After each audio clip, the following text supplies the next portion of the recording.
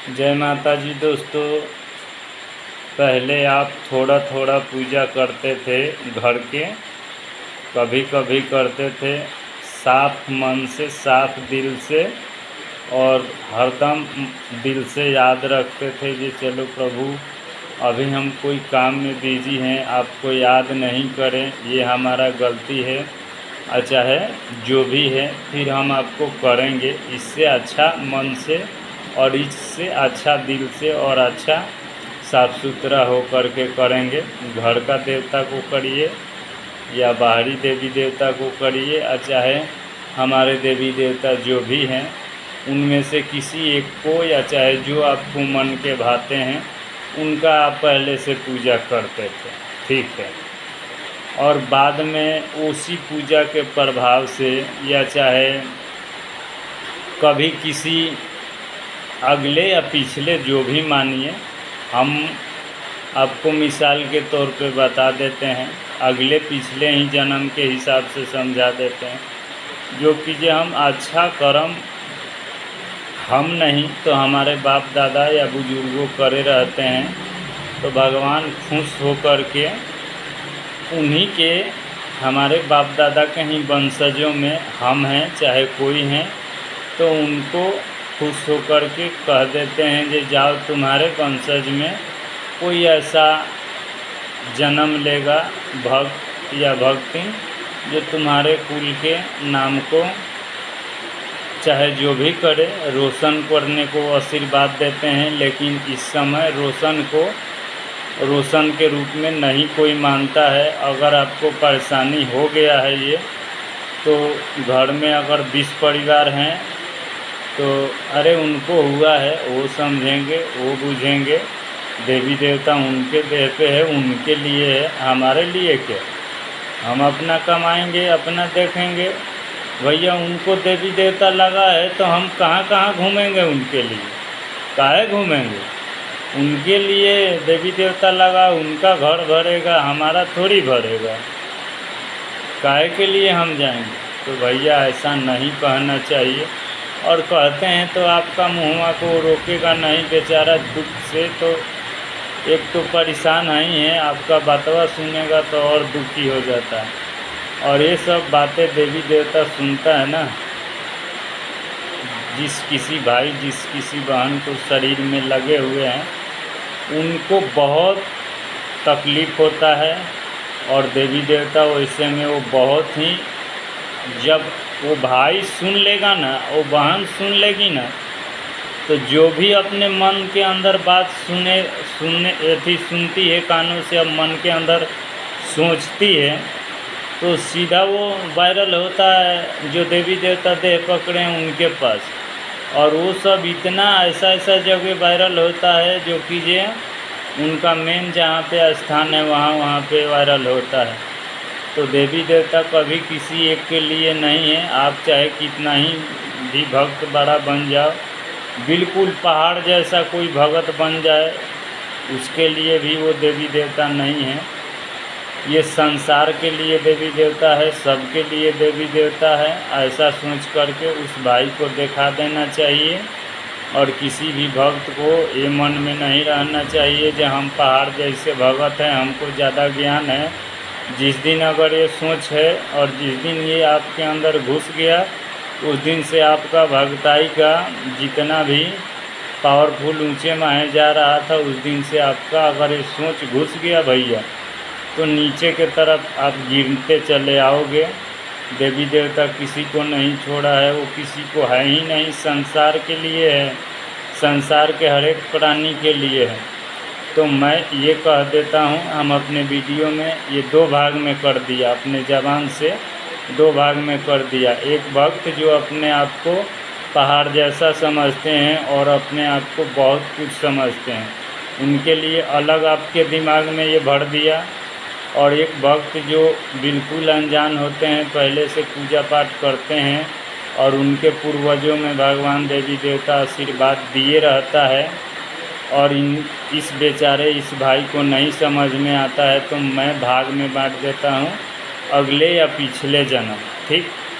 तो उसी जन्म या उसी आशीर्वाद के कारण ऐसे होता है। तो आप चिंतित ना होइए, इसको ठीक से समझिए और अपने आप को बिल्कुल, जैसे कहा जाता है कोई जो अपने आप को होश में रखो होश में, वैसे आप अपने आप को होश में रखिए और माता रानी को ध्यान रखिए। पहले से आप ध्यान रखे हैं तो ठीक है, अभी आपको ज़्यादा ध्यान रखना चाहिए। और प्लीज़ आपको कभी भी देवी देवता जैसे मूर्ति, देवी देवता जैसे कोई भी वस्तु आपको दिखाई देता है कि हाँ ये ठीक है, आपका मनवा कह रहा है ठीक है, तो ये बुजुर्ग लोगों में पूछिएगा जो वो समझ सके और आपका भावनाओं को समझ सके। ये नए लोगों में आप पूछिएगा तो वो आपका मजाक बन जाएगा और वो आपको मतलब फ़ायदा होगा भी नहीं। नए आदमी से पूछिएगा तो, बुजुर्ग से पूछिएगा तो वो बता देगा, हाथ जोड़ लेगा। तो मैं ये कहता हूँ जो पूछने लायक होगा उसी से पूछिएगा, सभी से नहीं, जो भक्ति लाइन में होगा उसी से। और मैं यूँ कहता हूँ कि आप किसी से पूछिए ही मत, आप सीधा जिनका आप तस्वीर देखते हैं, जिनका आप वैसा देवी देवता से रिलेटिव कोई भी चीज़ आप देखते हैं तो सिर्फ उन्हीं से शेयर करिए और उन्हीं से सब कुछ कहिए। आपको आगे का रास्ता वो खुद निश्चय करेंगे, दूसरा कोई नहीं निश्चय करने वाला, दूसरा कोई करने वाला होता तो इतना सारे विख्यात और इतने सारे झंझट होता नहीं और इतना सारे हम लोग को इज्जत के जगह बेइज्जत होना नहीं पड़ता। अगर अच्छा से आदमी देखता, अच्छा से सब कुछ करता तो हम लोग को भटकना जैसे काम नहीं रह जाता और माता लोग का और देवी देवता को इतना और स्थान भी नहीं हुआ होता, यूँ समझ लीजिए इस मामले में। और जैसे कि जो हुआ भी है इतना और स्थान, तो सभी का अलग अलग महत्व है। तो मैं इतना आप सभी को बताया इस वीडियो में। देखिए मैं केरल में हूँ, इधर बारिश बहुत ज़्यादा स्टार्टिंग हो गया है, ये स्टार्टिंग का दौर है और बारिश होगा। और मुझे अपना चैनल पे वीडियो डालना है, हर दिन एक रोज़ वीडियो डालना है, 1-2, इसलिए मैं यूट्यूब के तरफ से ये मेरा कोशिश है और ये मेरा मेहनत है। और मैं नहीं चाहता हूँ कि आप सब भाई भटको चाहे इधर उधर परेशान हो। तो मैं जितना झेला हूँ उसमें से आप अगर मेरे चैनल से बने रहोगे तो मैं अपने माता से, जो माता पूरे विश्व में घूमने वाली माता है, सेकेंड और मिनट कोई इनके लिए कोई ज़्यादा महत्व का बात नहीं है। वो कब कितने देर में कहाँ का खबर कब किसको बता देती है। और हमने ऐसा नहीं मांगा है कि माँ मुझे ये खबर बताना और मुझे ये जांच बताना, मुझे सिर्फ इतना ज्ञात कराना कि माँ ज़्यादा से ज़्यादा किसी का कैसे इलाज हो जाए, किसी का कैसे मतलब जीवन सुखमय हो जाए, इस तरह का मुझे ज्ञान देना और मुझे तरीका देना। हमने ये सब माँ को अभी कहा नहीं है और कहा भी है तो हम उस लायक अभी भक्ति किया नहीं है। तो ये सब कह रहा हूँ आप लोग से। और मेरा जो माता है वो मैं बता दिया आप लोग को, जो विश्व उनको घूमने में सेकेंड और मिनट भी नहीं लगता है और वो घूम जाती है। अब मैं ये नहीं कहूँगा कि मेरे बहुत बड़ी माता है और मैं ये भी नहीं कहूँगा कि मेरी बहुत छोटी माता है।